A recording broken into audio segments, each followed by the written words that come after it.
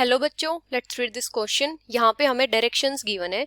Each of these questions contain two statements, assertion and reason. Each of these questions also has four alternative choices, one of which is the correct answer. You have to select one of the codes A, B, C and D given below. And the codes are: assertion is correct, reason is correct. Reason is a correct explanation for assertion. Assertion is correct, reason is correct. Reason is not a correct explanation for assertion. Assertion is correct, reason is incorrect.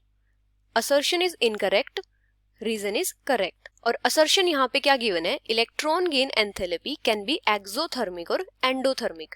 और reason क्या given है? Electron gain enthalpy provides a measure of the ease with which an electron adds an electron to form an ion. तो यहाँ पे हमें बताना है कि जो असर्शन और रीजन है वो हमारे करेक्ट है या इनकरेक्ट है. और अगर दोनों करेक्ट है तो हमें बताना है कि जो रीजन है वो असर्शन की करेक्ट एक्सप्लेनेशन है या नहीं है. अभी अगर हम बात करें की कॉन्सेप्ट की, तो यहाँ पे हमारा की कॉन्सेप्ट क्या होगा?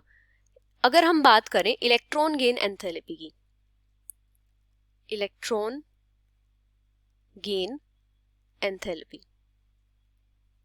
इलेक्ट्रॉन गेन एंथैल्पी क्या होती है? इलेक्ट्रॉन गेन एंथैल्पी, इसको हम रिप्रेजेंट करते हैं डेल्टा इलेक्ट्रॉन गेन H से.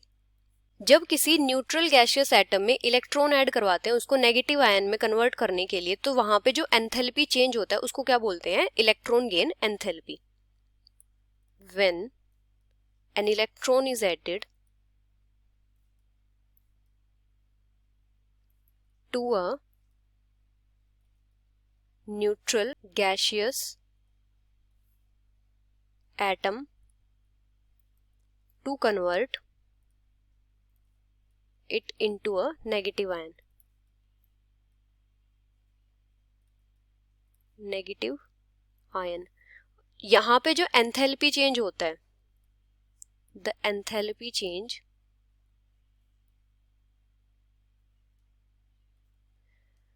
उसको क्या बोलते हैं? इलेक्ट्रॉन गेन एंथैल्पी बोलते हैं. अभी जो इलेक्ट्रॉन गेन एंथैल्पी होती है ये हमें प्रोवाइड करती है कि जो कोई भी एटम है वो कितने ईज के साथ इलेक्ट्रॉन को ऐड करवा सकता है एक एनायन फॉर्म करने के लिए. जैसे हमारे पास कोई गैसियस एटम है न्यूट्रल, अगर हम उसमें इलेक्ट्रॉन ऐड करवाते हैं तो यहाँ पे क्या फॉर्म हो जाएगा? एनायन फॉर्म हो जाएगा इस टाइप से. मतलब क्या होता है कि जो इलेक्ट्रॉन गेन एंथैल्पी है ये मेजर प्रोवाइड करती है कि जो एटम है वो कितने ईज के साथ इलेक्ट्रॉन को ऐड करवा रहा है एनायन में कन्वर्ट होने के लिए. जो इलेक्ट्रॉन गेन एंथैल्पी होती है वो एक्सोथर्मिक भी होती है और एंडोथर्मिक भी होती है. लेकिन ये किस पे डिपेंड करती है? ये डिपेंड करती है एलिमेंट पे. कैन बी एक्सोथर्मिक और endothermic depending on the element. मतलब जिस एलिमेंट में हम इलेक्ट्रॉन ऐड करवा रहे हैं उसके ऊपर डिपेंड करती है कि वो एक्सोथर्मिक होगी या एंडोथर्मिक होगी. जैसे क्या होता है, बहुत सारे एलिमेंट्स में जब इलेक्ट्रॉन ऐड करवाते हैं तो एनर्जी रिलीज होती है, जिसकी वजह से वहां पे क्या होता है, जब एनर्जी रिलीज होती है तो क्या होता है? एक्सोथर्मिक होती है. तो जो इलेक्ट्रॉन गेन एंथैल्पी होती है वो क्या होती है? एक्सोथर्मिक होती है. For many elements energy is released. जब किसी भी रिएक्शन में एनर्जी रिलीज होती है तो वहां पे कौन सी रिएक्शन होती है? एक्सोथर्मिक.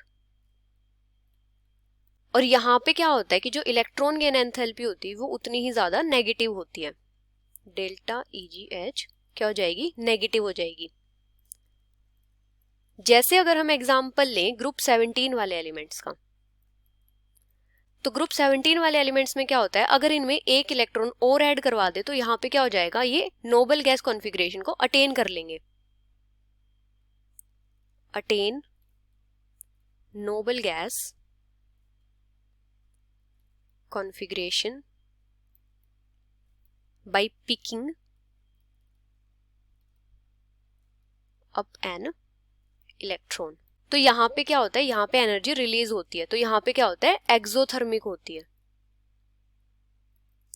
लेकिन अगर हम बात करें नोबल गैसेस की, तो नोबल गैसेस में क्या होता है, इनका ऑक्टेट कंप्लीट होता है। अगर हम बाई चांस इनमें इलेक्ट्रॉन ऐड करवाना चाहें तो वो इलेक्ट्रॉन कहाँ जाएगा, वो हायर प्रिंसिपल एनर्जी लेवल में जाएगा, जिसकी वजह से यहाँ पे क्या होगा कि एनर्जी की रिक्वायरमेंट होगी, requires energy to add an electron. और जो इलेक्ट्रॉन होगा वो कहाँ जाएगा, हायर प्रिंसिपल एनर्जी लेवल में जाएगा, प्रिंसिपल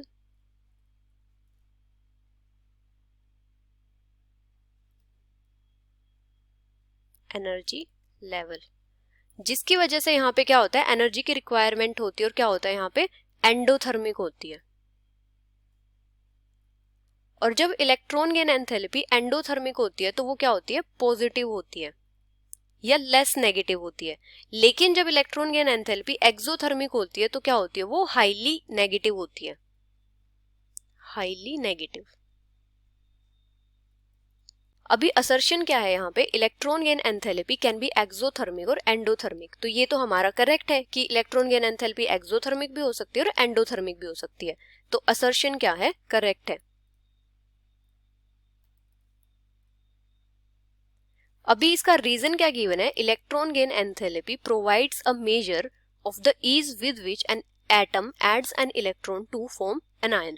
तो रीजन की जो स्टेटमेंट है वो तो हमारी करेक्ट है, लेकिन ये जो रीजन है ये असर्शन की करेक्ट एक्सप्लेनेशन नहीं है, not a correct explanation for assertion.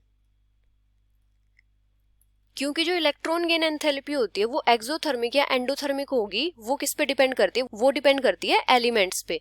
तो जो रीजन है वो इसकी करेक्ट एक्सप्लेनेशन नहीं होगा। So the final answer is assertion is correct, reason is correct, reason is not a correct explanation for assertion, which is option B. Hope you understood it well. Best of luck.